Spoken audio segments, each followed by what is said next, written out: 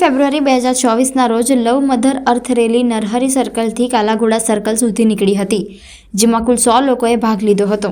છેલ્લા 9 વર્ષથી world healing society foundation દર વર્ષે વેલેન્ટાઇન વીક દરમિયાન લવ મધર અર્થ રેલીનું આયોજન કરે છે. વેલેન્ટાઇન વીક એ પ્રેમની ઉજવણી અને આપણા પ્રિયજનોને પ્રેમ દર્શાવવા માટે છે.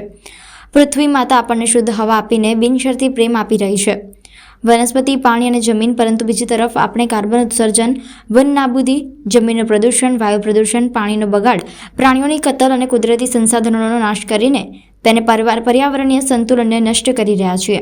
વેલેન્ટાઇન વીક દરમિયાન આ અભિયાન ચલાવવાનું મુખ્ય કારણ છે પૃથ્વી માતા પ્રત્યેનો અમારો પ્રેમ દર્શાવીને ત્યાંના રોજિંદા જીવનમાં ઇકો ફ્રેન્ડલી અભિગમને પ્રોત્સાહન આપવા અને તેની હિમાયત કરવી.